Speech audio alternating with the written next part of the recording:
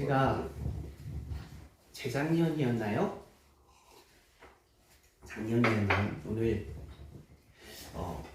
대표 기도 가운데 또 주님께서 부으신 은혜가 참 많이 있었는데 재작년인가 재작년이었던 것 같아요. 그 기억이 떠올랐습니다. 제가 선교지에 갔을 때 원로 목사님이랑 같이 저희 가정 코로나가 걸렸었잖아요. 그래서 또 걸렸어. 그래서 예전에 한번 컴퓨터에 그게 뭐죠? 그 컴퓨터에 이렇게 묶이는 거? 그 컴퓨터를 묶었어요. 그 해커들이. 그러면서 돈을 요구했죠. 그 돈 200만 원을 요구하면서 이거를 주면 풀어주겠다. 그래가지고 우리 교회에 자료들이 많이 잠겼던 적이 있었거든요. 물론 돈 주진 않았습니다. 버티고 있습니다. 근데 그때 그래서 또 걸렸어 라는 걸 카톡으로 보고 무슨 내용이지 하고 이렇게 봤는데, 그래서 그게 또 걸리는 줄 알았어요, 컴퓨터가. 그래서 근데 봤더니 주송이가 코로나에 걸렸어. 두 번째가 세 번째였던 것 같아요. 근데 또 올 수는 없는 상황이잖아요. 지금 코로나 먼 옛날 얘기 같죠? 불과 얼마 안 됐습니다. 못 와가지고 그때 협동 목사님이 설교를 해주셨나요? 네. 그랬던 것 같고, 그리고 어린이 예배는 영상으로 준비를 다 해가지고 했는데, 그때 영상으로 예배를 준비할 때 예린이가 본인 대표 기도를 하겠다, 그렇게 이야기를 한 거죠. 그러면서 기도를 했는데, 하나님, 전수현 목사님 필리핀에 가 계신데 사탕 마귀가 틈타지 못하게 도와달라고, 우리 주일학교 예배 때도 사탕 마귀 틈타지 못하도록 도와달라고 그런 기도를 하는데, 예린이 그때 들은 거예요. 사탕 마귀가 틈타지 못하도록 도와달라고 그렇게 기도했던 기억이 떠오릅니다. 그곳에서도 그 기도를 통해서 참 많이 은혜가 되어졌는데, 오늘 또 대표 기도 가운데서도 큰 은혜를 누리며 나아갔습니다. 세대별 교제 모임인 함께 봄이 진행 중입니다. 단순한 친교 모임이 아니라 주 예수 그리스도 안에서의 교제입니다. 주 예수 그리스도 안에서의 교제. 믿음 공동체의 건강한 방향성 중에 하나가 바로 교제이지 않습니까? 교제는 하나님의 능력 주심과 회복 주심의 통로인 줄 믿습니다. 하나님께서 역사하시는 여러 통로들이 있는데 그 가운데 하나가 성도의 교제인 거죠. 이번 함께의 복을 통해서도 서로가 서로의 축복의 통로가 되어져서 하나님의 풍성한 힘주심을, 하나님의 회복시키심을 우리 모두가 누리며 나아갈 수 있기를 예수님의 이름으로 축복합니다. 또한 교제는 하나님께서 우리를 성숙하게 하시는, 하나님께서 우리를 다듬으시는 통로이기도 한 것입니다. 어떤 분들은 교회 내에서의 교제에 대해서 그렇게 말씀하시는 분들도 계세요. 감정적 피로도. 교회 교제하면, 교회 안에서 교제하면 감정적으로 피로도가 자꾸 쌓인다. 물론 교회는 사람들의 모임이죠. 그래서 이런저런 갈등과 어려움들도 분명히 존재할 수 있습니다. 그런데 우리가 잊지 말아야 될 것은, 하나님께서는 그 공동체 교제의 모임을 사용하셔서 우리 한 사람 한 사람을 다듬어 가신다는 것입니다. 성숙히 하시는 하나님의 축복의 통로. 우리가 교제하면서 때론 언짢은 일이 있을 수도 있고 상처받는 일이 있을 수도 있어요. 그러나 하나님으로부터 받는 회복함이 있었으면 좋겠고, 또 그 가운데 성숙해가는 계기가 되어졌으면 좋겠고, 또 하나님께서 사람으로부터 받은 상처를 또 사람을 통해서 치료해 주시기도 하잖아요. 그래서 우리가 그때 대해가지고 나 교제 힘들다 그러시는 분이 있어도 하나님께 용기를 달라고 기도하시고 교제하러 나와서 또 하나님의 성숙해 하심을 또 누리며 나아갈 수 있으시기를 예수님의 이름으로 축복합니다. 서로 배우는 거죠. 또 다듬어지고 다듬어가는 것입니다. 마지막으로 바라는 것은, 우리 함께 봄 가운데, 꼭 함께 봄이 아니더라도 교회 안에서의 모임 가운데, 교제 가운데 우리가 해야 될 것과 하지 말아야 될 것에 대한 부분입니다. 하지 말아야 될 것부터 나눠볼까요? 하지 말아야 될 것은 불평하는 말과 부정적인 말입니다. 하나님께서도 말을 통해 역사하시죠. 근데 사탄이 역사하는 통로 가운데 하나도 말입니다. 그래서 우리는 늘 말을 조심해야 돼요. 그래서 불평하는 말과 부정하는 말, 부정적인 말은 절대 공동체 가운데 꺼내지 않았으면 좋겠습니다. 그리고 해야 하는 말이 있죠. 칭찬하는 말과 감사하는 말. 오늘 예배 드리기 전에 우리 부림교회 아주 참 아름다운 모습 가운데 하나가 예배 시작 전에 거의 대부분의 성도님들이 오신다는 거예요. 기도하시고 준비하시고 또 교제하시고 또 그 가운데 좀 감사했던 것이 우리 안순희 권사님께서 서정재 권사님을 칭찬하셨잖아요. 아주 젊었을 때 너무 미인이셨다고. 내가 40대고 그가 30대였는데 너무 미인이셨다고. 그 얘기를 들으면서 분위기가 벌써 화기애애해지지 않습니까? 우리 함께 해본 모임 가운데서도 우리 부림교회 우리 성도님들 가운데 최고 어르신이시잖아요. 우리 어르신이 좋은 모범을 또 오늘 보여주셨습니다. 칭찬해야 한다. 그래서 우리 함께 해본 모임 가운데서도 칭찬하는 말과 감사하는 말을 필수적으로 하셔야 되는 겁니다. 그래서 모임 가운데 내가 어떤 것을 칭찬할까 이렇게 마음속에 이렇게 품으시고 칭찬하면서 나아갈 수 있는 시간 되어졌으면 좋겠습니다. 지난주에도 우리가 인간관계에 대한 주제를 가지고 말씀을 나눴죠. 계속해서 이어서 오늘도 인간관계에 대한 주제로 설교를 이어갑니다. 우리가 사람과 사람과의 만남 속에서 좋고 즐겁고 기쁘기도 하지만 항상 좋을 수만은 없는 것 같아요. 힘들 때도 있고 어려울 때도 있고 부딪힐 때도 있지 않습니까? 아까도 나누었지만 교회 안에서의 교제 가운데 상처 어려움을 받는 분들도 계십니다. 근데요, 예수님의 제자들도 싸웠답니다. 예수님의 제자들도 싸웠고요, 바울과 바나바도 싸웠어요. 바울이라는 그 신앙의 거성, 바나바라고 하는 그 신앙의 거성, 근데 그들도 싸웠답니다. 항상 좋을 수만은 없어요. 힘들 때도 있고 어려울 때도 있고 부대낄 때도 있습니다. 우리의 인간관계가 내가 원하는 대로 흘러가기도 하지만 내 기대와는 반대로 상황이 진행될 때도 있습니다. 그 가운데 우리가 받게 된 어려움 가운데 하나가 뭐냐면 거절당함이에요. 거절당함. 인간관계 속에서 거절당해 보신 적 있으십니까? 나는 거절당하고 싶다. 나는 배척당하고 싶다. 그런 분들 계세요? 아무도 없으실 거예요. 저도 절대 거절당하고 싶지 않고 배척당하고 싶지 않아요. 거절당하고 나서 거절당해서 기분 좋다. 내가 배척당해서 너무 유쾌하다 이러시는 분 아무도 없습니다. 거절당하면요 마음이 어려워요. 힘듭니다. 또 목회 사역 가운데 거절을 경험하게 될 때도 있고 선교의 사역 가운데 거절을 경험하게 될 때도 있는데요. 사실 마음 어렵습니다. 근데 우리가 우리의 삶의 현장에서 사역의 현장이든 가정이든 사회든 학교든 직장이든 우리는 거절을 경험할 수밖에 없는 존재들입니다.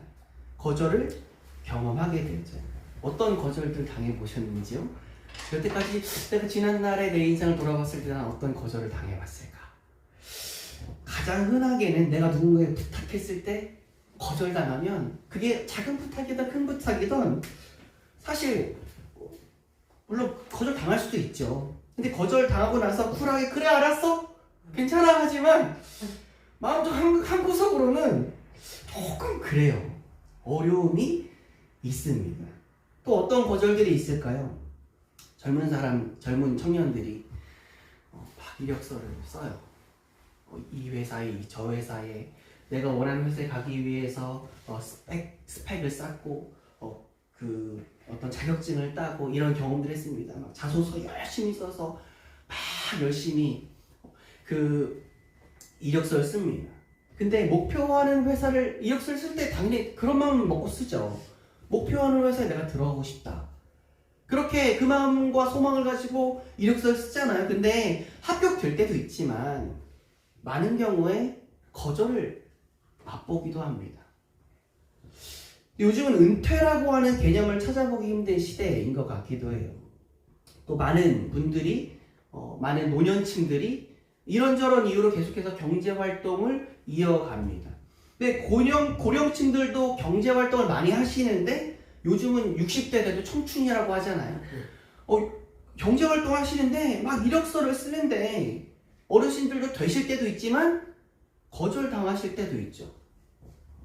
어저께도 제가 저녁에 한 10시, 9시 반쯤 다 마치고 이제 집으로 이제 가려고 하는데 교회 앞에서 어떤 한 70, 좀 70정 되셨나요? 그 정도 되시는 분을 만나 뵀어요. 그분이 그냥 지나가다가, 그러니까 아는데 모르는데 아는 분 있죠. 지나가다가 인사만 하는데 어떤 나랑 개인적인 관계는 없고 그냥 동네에서 인사하는, 아는데 모르는데 아는 분. 그래서 인사를 안녕하세요 했더니 가족들끼리 같이 또 가시네요. 그러면서 갑자기 자신의 이야기를 막 하시는 거예요.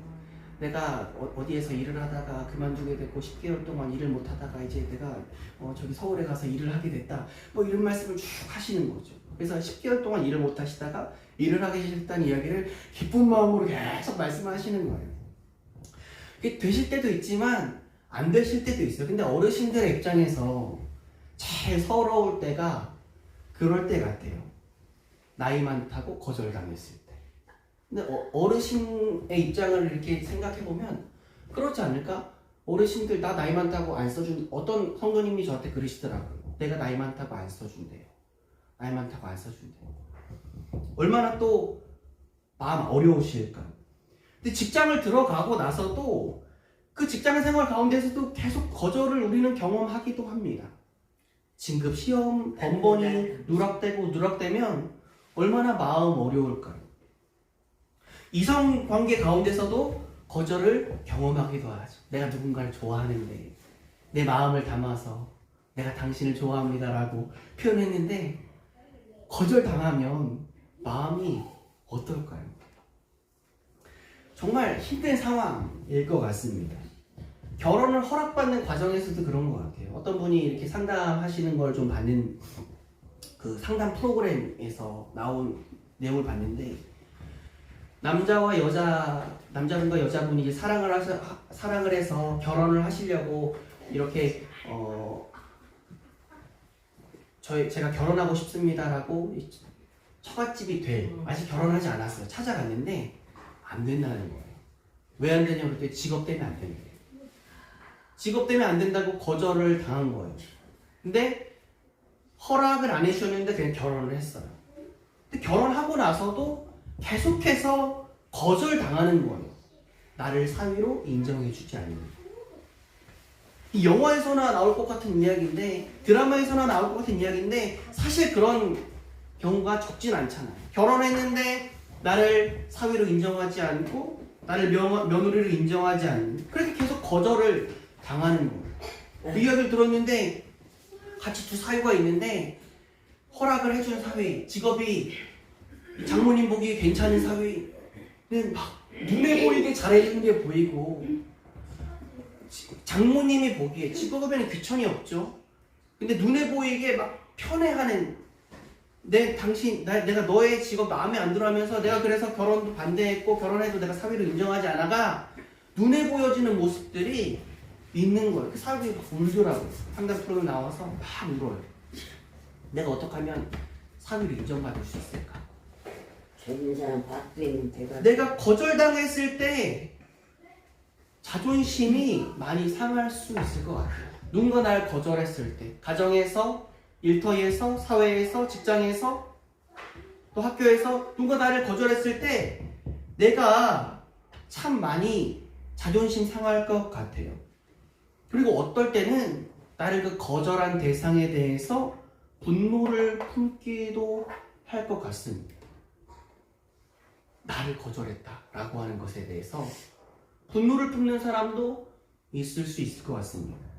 또 어떤 분들은 그 거절당함 속에서 나는 쓸모없는 존재라고, 나는 무의미한 존재라고 그렇게 여기게 되는 사람도 있을 것 같습니다.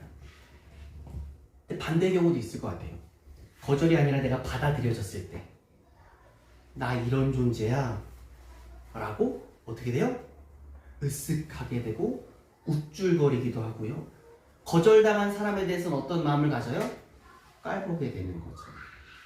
나는 받아들여졌고 너는 거절됐지. 나는 너보다 더 높이 있는 존재야 라고 그렇게 우쭐대는 경우도 생길 것 같습니다. 그런데요, 이 세상에서의 거절당함이요, 우리가 살아가는 이 인생길에서의 거절당함이 그리스도인이라고 해서 피해가지 않습니다. 그리스도인들도 거절당하기도 해요. 가정에서, 일터에서, 학교에서, 이곳저곳에서 거절당하기도 합니다. 그러나 그리스도인들이 거절당했을 때 그리스도인들, 건강한 그리스도인의 반응은 다르다는 것입니다. 인간관계 속에서 우리가 경험하게 되는 거절들 가운데 잠시 기분이 안 좋을 수도 있어요. 그리스도인들도 그렇죠. 목사든 선교사든 장로든 권사든 집사든 우리가 거절당하면 살짝 기분 안 좋아지기도 하지 않습니까? 근데 기분은 안 좋아질 수 있어도 그것 때문에 낙담하고 좌절하진 않아요. 건강한 그리스도인들은 그 거절 때문에 삶이 무너지지 않습니다. 기분 나쁠 수 있어요. 언짢을 수 있어요. 그러나 낙담하지 않는다는 것입니다. 좌절하지 않는다는 것입니다. 삶이 무너지지 않는다는 것입니다. 우리가 때로 거절당하기도 합니다. 내가 좌절하거나 내가 거절당해도 좌절하거나 낙심할 필요 없는 이유, 그래서는 안 되는 이유가 무엇입니까? 바로 우리가 믿는 예수 그리스도 때문입니다. 아멘. 바로 복음 때문에요. 아멘. 어떤 분들이 이런 질문을 가질 수 있을 것 같습니다. 목사님, 내가 거절당하는 거랑 예수님과 무슨 연관성이 있나요? 목사님, 내가 거절당하는 거랑 예수님하고 무슨 연관이 있어요? 수많은 그리스도인들이 복음의 능력을요 누리지 못하며 살아갑니다. 중요해요. 수많은 그리스도인들이 복음의 능력을, 이미 주어진 복음의 능력을 누리지 못하면서 살아가요. 누릴 수 있는 것을 누리라고 주신 건데 누리지 못한다는 것입니다. 마치 비행기를 이렇게 타면 여러 좌석들이 있죠. 가장 좋은 좌석이 1등석, 그리고 그 다음 좌석이 비즈니스, 그 다음이 에코노미입니다.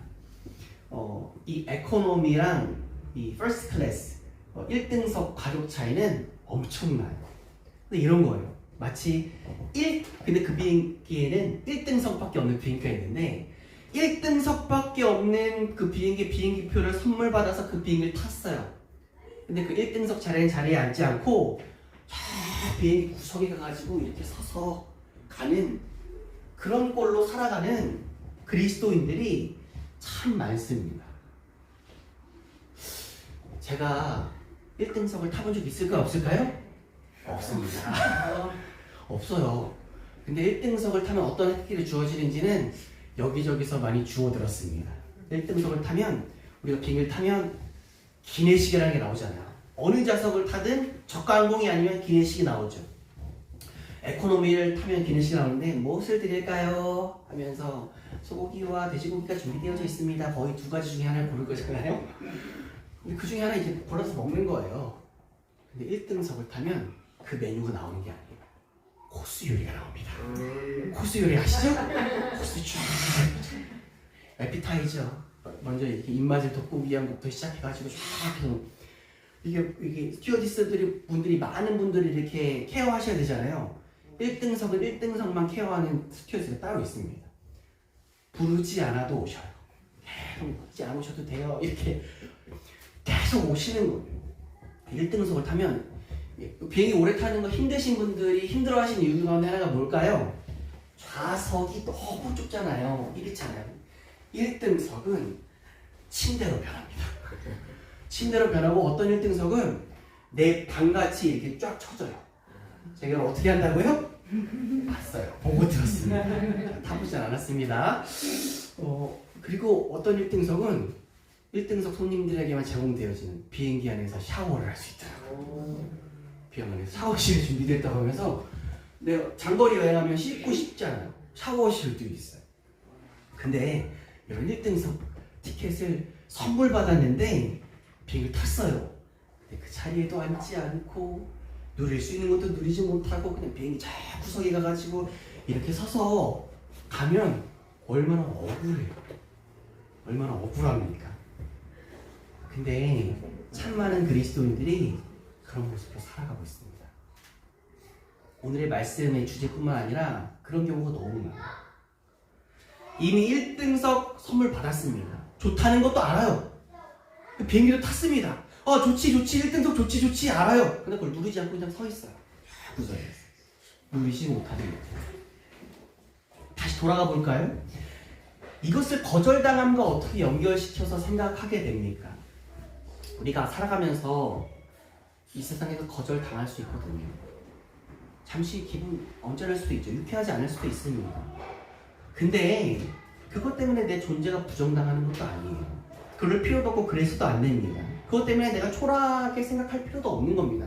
내가 좌절할 필요도 없고 낭망할 필요도 없습니다. 내 삶이 무너져 내릴 필요도 없습니다. 왜요? 성경을 보면 수많은 믿음의 선배들이 거절당했어요. 하나님의 사람들이 구약부터 신약에 이르기까지 거절당하는 삶을 계속 반복해서 살아갑니다. 그들은 거절당해요. 수많은 선지자들이 거절당했고요. 예수님의 제자들도 거절당하잖아요. 근데 그 수많은 거절을 경험한 사람들과의 거절을 당한 사람들과 비교할 수 없는 거절을 당하신 분이 계시거든요. 그분이 누구냐면 바로 우리 주님이신 예수님이세요. 예수 그리스도께서 철저하게 배척당하시고 철저하게 거절당하시는 삶을 살아가십니다. 그분의 공생 가운데 그분은 참 많이도 거절당하셨어요. 몇 구절만 한번 찾아볼까요? 우리 마태복음 13장 57절입니다. 우리 함께 합독해서 읽어봤으면 좋겠습니다. 시작. 예수를 배척한지라 예수께서 그들에게 말씀하시되 선지자가 자기 고향과 자기 집 위에서는 존경을 받지 않음이 없느니라 하시고. 예수님께서 그분의 고향, 그분이 인간의 몸을 입고 이 땅에 오셨잖아요. 그분의 고향에서부터 거절당하기 시작하시는 거예요. 사실 그분의 가정에서부터 거절당하셨거든요.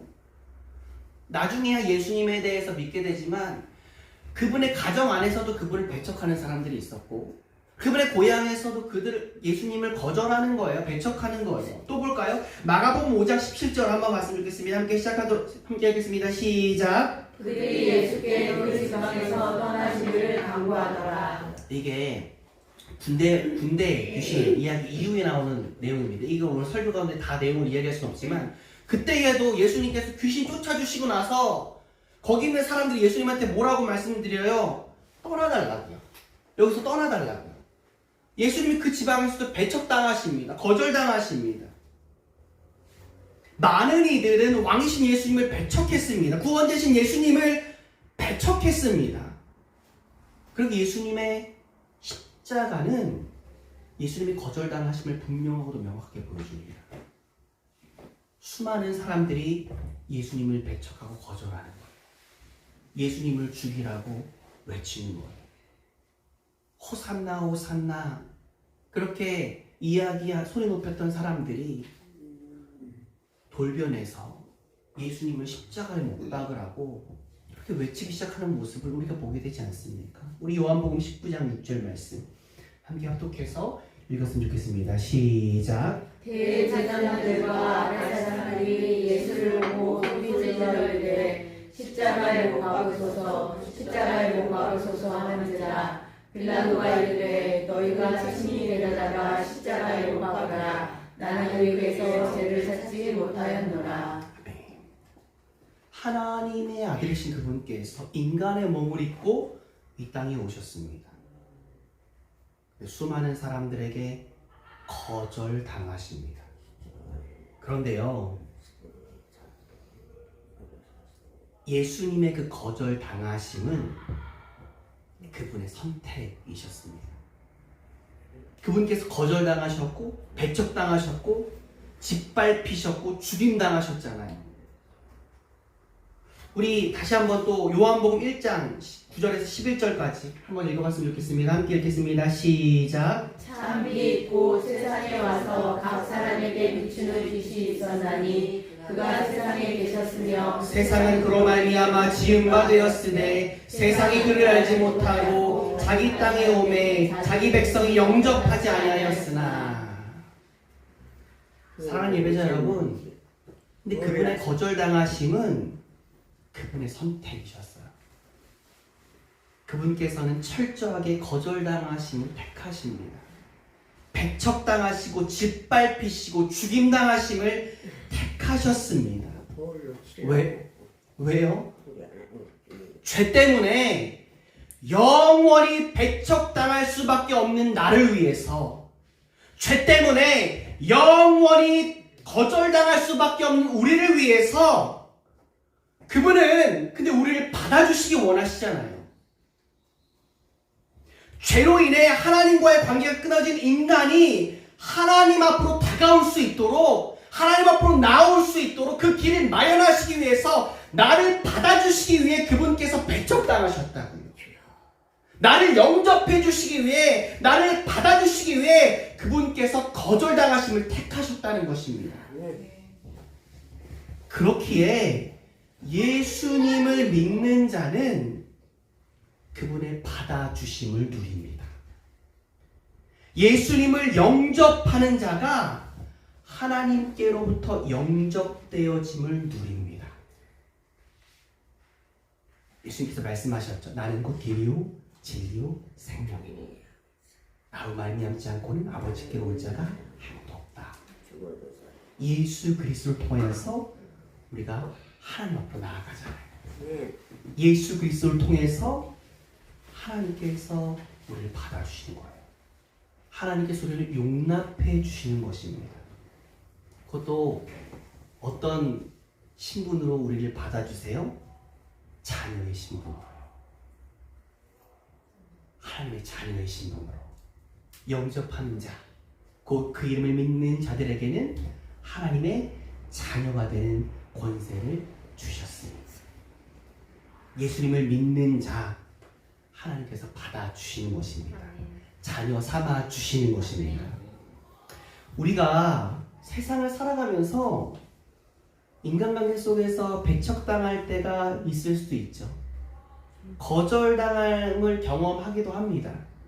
그때 기분이 유쾌하진 않지만 좌절할 필요 없는 이유, 낙심에 빠져 있을 필요 없는 것, 낙심에 빠져 있을 필요 없는 이유, 그것에 대해서 개의치 않아도 되는 이유가 무엇입니까? 우리 한태근 지사님께서 이제 예를 들어서 이야기해보고 싶은데, 한태근 지사님께서 자산이 한 30억쯤 이제 되신 거예요. 생각만 해도 좋으시죠? 30억쯤 되셨는데 지나가다가 사은품 이렇게 나눠주잖아요. 사은품 나눠달라고 했더니 안 나눠주겠대. 그래서 내가 삐질 이유가 없어요. 내가 좌절할 이유가 없어요. 내가 실망할 필요 없고 내 삶이 무너져 내릴 필요도 없어요. 나 자산이 30억이 된 사람이야. 근데요, 하나님의 자녀된 하나님께서 받아주신 이 표현이 딱 맞아요. 그까짓 돈으로 비교할 수 없어요. 우리는 말로 표현할 수 없는 은혜를 벌써 받은 자들인 줄 믿습니다. 우리가 삶의 현장에서 배척당하고 거절당해도 그냥 기분 좀 나쁠 수도 있어요. 그러나 그것 때문에 우리가 좌절할 필요 없는 거예요. 왜요? 우리는 측량할 수 없는 그분의 은혜를 벌써 받은 자들이잖아요. 야, 내가 누군지 알아? 나 하나님의 아들이야. 나 하나님의 딸이야. 나 하나님의 백성이야. 이 모습이 있으니까 그냥 눈 하나 깜짝 안 하는 거예요. 마귀는요, 배척당하고 거절당하면 계속 그런 생각 넣어줘요. 너 쓸모없는 인간이야. 너 필요 없는 존재야. 그런 생각 계속 넣어주잖아요.